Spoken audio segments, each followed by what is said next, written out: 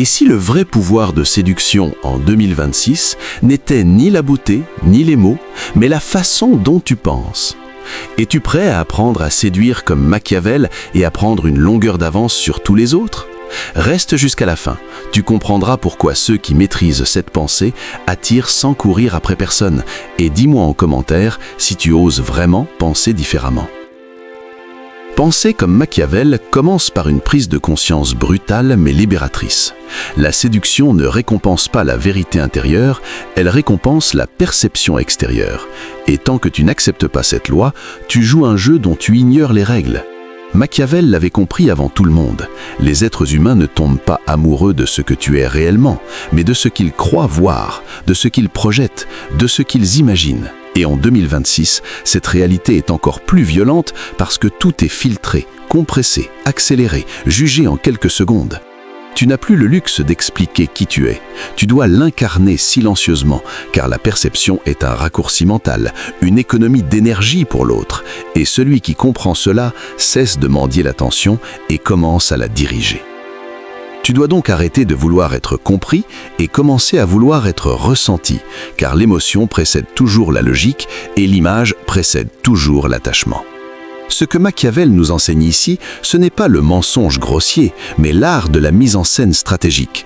Tu n'es pas obligé de tricher, tu dois simplement choisir ce que tu montres, quand tu le montres et surtout ce que tu retiens, car le mystère est un multiplicateur de valeur.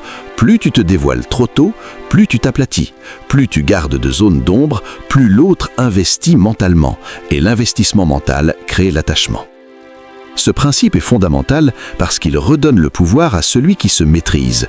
Et en séduction moderne, le pouvoir appartient à celui qui n'a pas besoin d'être validé immédiatement.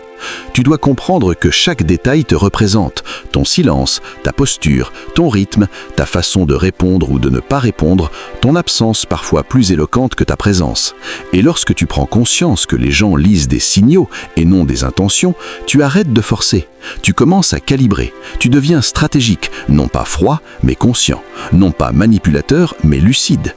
Car Machiavel n'enseignait pas la cruauté, il enseignait la réalité.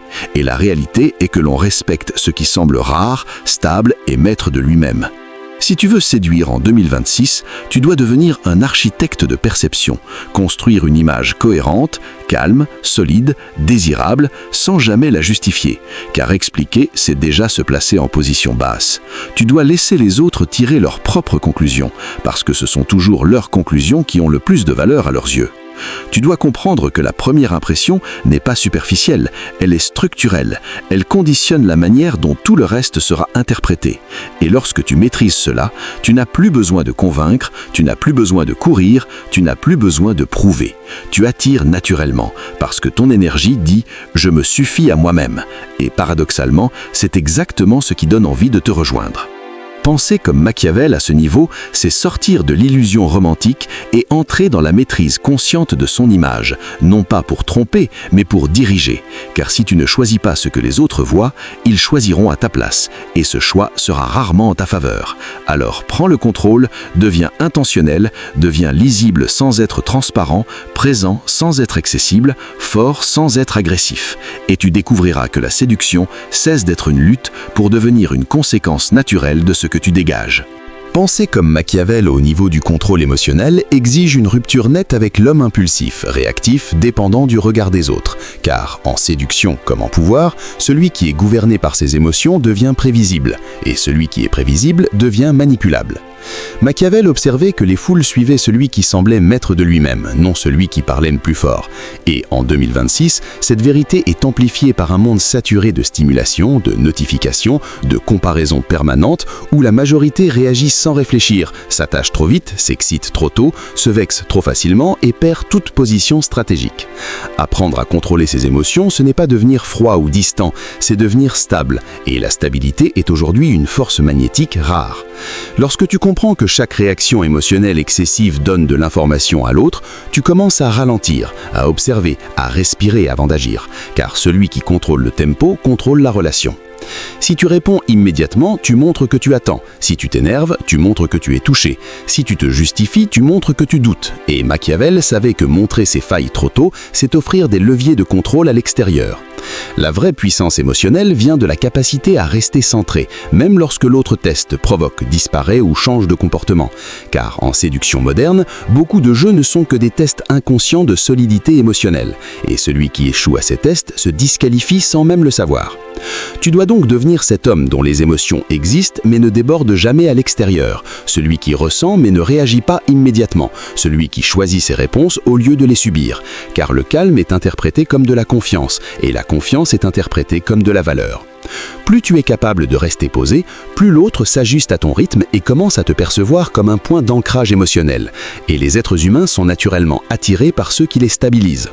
Dans un monde chaotique, contrôler ses émotions, c'est aussi refuser de chercher à plaire à tout prix, car le besoin de plaire est une émotion déguisée en gentillesse. Et Machiavel aurait dit que celui qui cherche à être aimé par tous finit méprisé par beaucoup. Lorsque tu n'as plus besoin d'approbation, tu deviens libre dans ta manière d'interagir. Tu écoutes vraiment, tu observes les silences, tu lis les micro-changements d'énergie et cette lucidité te donne un avantage immense, car pendant que les autres parlent pour combler leur anxiété, toi tu laisses l'espace se charger de tensions positives. Tu comprends que parfois ne rien dire est plus puissant que 1000 mots et que parfois se retirer est plus stratégique que d'insister. La maîtrise émotionnelle te permet aussi de ne pas t'attacher prématurément, car l'attachement rapide est souvent une fuite émotionnelle. Et en séduction, celui qui s'attache trop vite perd sa capacité de choix, alors que celui qui reste centré choisit réellement. Machiavel valorisait l'homme capable de rester debout, même lorsque les circonstances tentaient de le faire plier. Et en 2026, cette capacité est perçue comme une force presque intimidante, car elle signale que tu as une vie intérieure riche, une direction personnelle, et que ta valeur ne dépend pas de la validation extérieure. Lorsque tu incarnes cette maîtrise, les autres le sentent avant même de pouvoir l'expliquer. Ton regard est plus posé, tes gestes plus lents, tes paroles plus mesurées. Et cette cohérence crée une autorité naturelle qui n'a pas besoin d'être revendiquée. Penser comme Machiavel à ce niveau, c'est comprendre que la séduction commence toujours par une victoire intérieure, car tant que tes émotions te contrôlent, tu n'es pas libre. Et tant que tu n'es pas libre, tu ne peux ni attirer ni diriger. Alors travaille ce calme, cultive cette discipline intérieure, et tu verras que les dynamiques changent sans effort, car le monde s'adapte toujours à celui qui se maîtrise. Penser comme Machiavel au sujet de l'absence demande une compréhension fine et presque contre-intuitive du désir humain, car ce n'est jamais la présence constante qui crée l'attachement profond, mais l'espace laissé à l'imaginaire. Machiavel savait que le pouvoir de se retirer est aussi important que le pouvoir d'agir. Et en séduction moderne, cette vérité devient une arme silencieuse, parce que, dans un monde où tout le monde est joignable tout le temps, celui qui sait disparaître sans rompre crée une tension émotionnelle rare et précieuse. Faire désirer ton absence ne signifie pas jouer à des jeux immatures ou punir l'autre par le silence, mais incarner une vie suffisamment pleine pour que ta présence ne soit jamais acquise. Lorsque tu es toujours disponible, tu deviens un décor. Lorsque tu es parfois absent, tu deviens un événement. Et le cerveau humain accorde toujours plus de valeur à ce qui n'est pas garanti. Ce principe repose sur une loi psychologique simple, l'anticipation est souvent plus intense que la possession. Et Machiavel aurait dit que l'esprit travaille davantage lorsqu'il manque une pièce du puzzle. Tu dois donc apprendre à quitter une interaction au bon moment avant que l'énergie ne redescende, avant que l'intérêt ne se stabilise, car c'est dans cette coupure maîtrisée que naît le désir durable. Terminer une conversation quand elle est encore vibrante, créer une pause après un moment fort, ne pas répondre immédiatement même quand tu pourrais, tout cela envoie un message silencieux. Je suis présent par choix, pas par besoin. Et ce message est perçu inconsciemment comme une forme de valeur élevée car il indique que tu contrôles ton temps, ton énergie et ton attention. Faire désirer ton absence, c'est aussi refuser de se surexpliquer, car chaque justification excessive enlève du poids à ta parole, et chaque tentative de rassurer à outrance réduit la tension émotionnelle nécessaire à l'attraction. Machiavel comprenait que trop de familiarité engendre le mépris, alors que la distance bien dosée engendre le respect. Et en 2026, où les relations sont souvent rapides et jetables, celui qui impose un rythme plus lent, plus maîtrisé, se distingue immédiatement. Tu dois accepter que certaines personnes se révèlent justement dans le manque, car c'est quand tu n'es pas là que l'autre prend conscience de l'espace que tu occupais réellement. Et si ton absence ne provoque rien, alors ta présence n'avait pas encore de poids. Et cela n'est pas une défaite, mais une information stratégique. Apprendre à te retirer sans te fermer, te rendre moins accessible sans devenir froid, c'est une discipline intérieure, car cela exige de ne pas céder à l'anxiété de perdre l'autre. Machiavel aurait insisté sur ce point. Celui qui a peur de perdre a déjà perdu, car cette peur se ressent dans chaque action, chaque message, chaque tentative de rapprochement. Lorsque tu es capable de t'éloigner avec calme, tu montres que tu te respectes, et ce respect devient contagieux. L'autre commence à ajuster son comportement à ton rythme, à investir davantage, à se poser des questions, et ce questionnement est le terreau du désir durable. Faire désirer ton absence, c'est aussi comprendre que tu n'as pas besoin d'être constamment intéressant, tu dois être mémorable. Et ce sont souvent les moments de silence, les pauses, les retraits qui laissent une empreinte plus forte que les démonstrations continues. Machiavel voyait le pouvoir comme un jeu d'équilibre entre présence et retrait. Et en séduction, cet équilibre crée une dynamique où l'autre avance pendant que tu tiens ton centre. Tu n'expliques pas pourquoi tu pars simplement avec élégance. Tu ne t'excuses pas d'avoir une vie, tu l'incarnes, et cette incarnation crée une hiérarchie implicite où ton temps est perçu comme précieux. Lorsque tu maîtrises cet art, la relation cesse d'être une course et devient une danse, où chaque pas compte et où l'absence n'est plus un vide, mais une invitation silencieuse à te rejoindre à ton rythme et selon tes règles. Penser comme Machiavel sur la capacité d'adaptation exige d'abandonner définitivement l'idée qu'il existe une formule universelle de la séduction, car Machiavel observait le monde tel qu'il est, mouvant, instable, imprévisible. Et il savait que celui qui survit et domine n'est pas le plus fort ni le plus brillant, mais le plus flexible.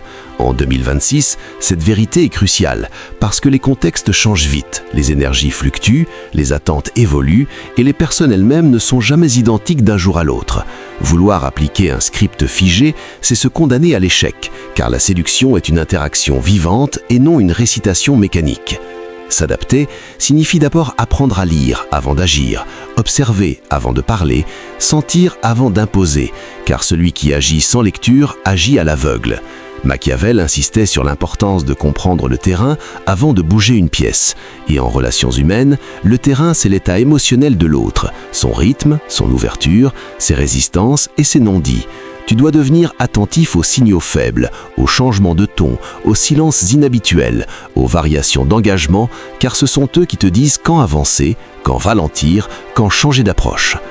L'adaptabilité est une forme de respect intelligent, car elle montre que tu es présent à l'instant et non enfermé dans ton ego ou ton plan initial. En séduction moderne, beaucoup échouent non par manque de valeur, mais par rigidité. Ils s'accrochent à une image, à une stratégie, à un rôle et deviennent déconnectés de la réalité vivante. Machiavel aurait dit que la fortune aime ceux qui savent la saisir lorsqu'elle passe, et la saisir exige de lâcher ce qui ne fonctionne plus sans regret. Changer de rythme quand l'énergie baisse, passer de la parole à l'écoute quand l'autre se ferme, introduire de la légèreté quand la tension devient trop sérieuse, prendre de la distance quand la proximité devient étouffante, cette capacité à ajuster en temps réel crée une impression de fluidité, et cette fluidité est perçue comme une intelligence sociale élevée. Tu n'as plus besoin de forcer, car tu navigues avec ce qui est plutôt que contre ce que tu voulais. L'adaptabilité te permet aussi de ne pas t'attacher à un résultat unique, car l'attachement rigide à un objectif rend aveugle aux opportunités alternatives. Machiavel valorisait l'homme capable de transformer une contrainte en avantage. Et en séduction, une résistance peut devenir un jeu, une hésitation peut devenir un suspense, un refus peut devenir une redirection si tu restes souple. Cette souplesse exige une sécurité intérieure, car seuls ceux qui sont solides peuvent changer sans se perdre. Ceux qui sont fragiles s'accrochent à des règles pour se rassurer, alors que l'homme adaptable se fait confiance. Il sait qu'il peut ajuster sans se trahir. Il n'a pas besoin de gagner chaque interaction, il cherche à rester aligné avec le moment. Et cette posture enlève une énorme pression, car tu te libères du besoin de contrôle excessif. Paradoxalement, plus tu lâches le contrôle, plus tu influences, car l'autre se sent libre et cette liberté crée une connexion plus authentique. Machiavel ne croyait pas à la naïveté de la constance aveugle, il croyait à l'intelligence du mouvement. Et en 2026, cette intelligence est perçue comme une maturité rare, car elle montre que tu sais évoluer avec les circonstances sans perdre ton axe. Lorsque tu incarnes cette adaptabilité, tu deviens imprévisible dans le bon sens, non pas incohérent, mais vivant. Et cette vitalité attire naturellement, parce qu'elle reflète une capacité à faire face à la complexité du monde sans rigidité ni peur. Et c'est précisément cette capacité qui transforme la séduction en une expérience fluide, puissante et profondément humaine. Penser comme Machiavel au niveau de l'influence invisible demande une maturité psychologique que peu de personnes atteignent, car la majorité cherche encore à convaincre, à prouver, à imposer, alors que Machiavel savait que le pouvoir le plus solide est celui qui n'a pas besoin de se montrer. Guider l'autre sans qu'il en ait conscience n'est pas de la manipulation grossière, mais de l'architecture mentale subtile, et en séduction moderne, cette capacité devient décisive, parce que les individus résistent instinctivement à toute pression directe, mais s'attachent profondément à ce qu'ils croient avoir choisi eux-mêmes.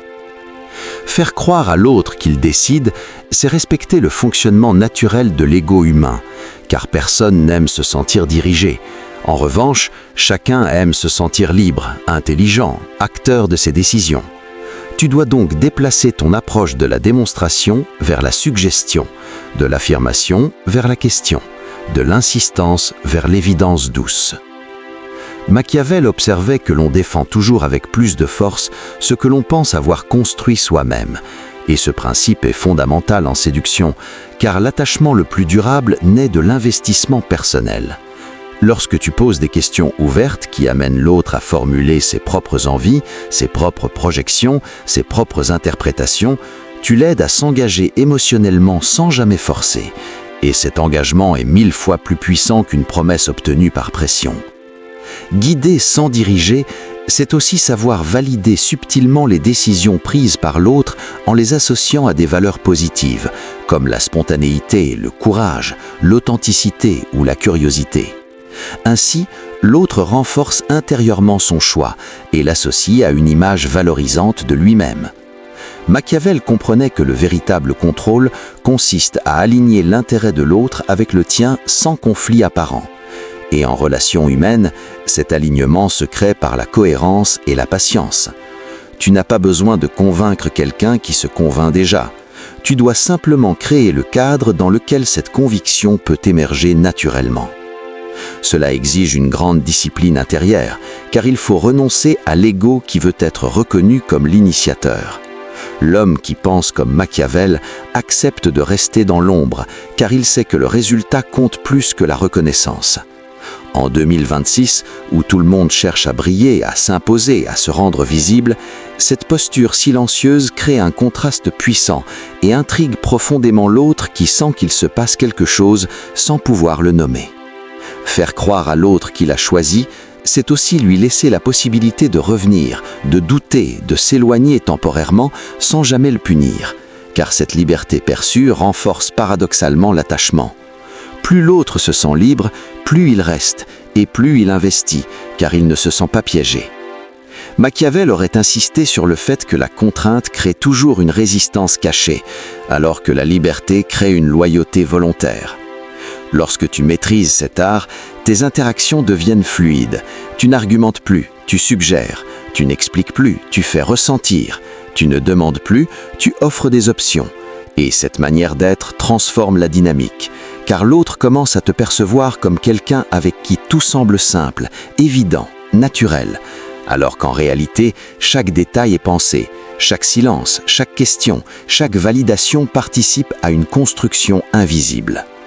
Penser comme Machiavel à ce niveau, c'est comprendre que la plus grande victoire en séduction n'est pas d'être choisi, mais d'être choisi sans avoir eu à se battre. Et cette victoire-là ne s'oublie pas, car elle respecte profondément la psychologie humaine et laisse à l'autre le sentiment puissant et addictif d'avoir agi en totale liberté. Si tu veux apprendre à penser comme Machiavel pour séduire sans supplier, sans courir après personne et garder toujours l'avantage, abonne-toi maintenant. Mets un like pour soutenir la chaîne et écris en commentaire « Je choisis le pouvoir » parce que ceux qui commentent passent toujours à l'action.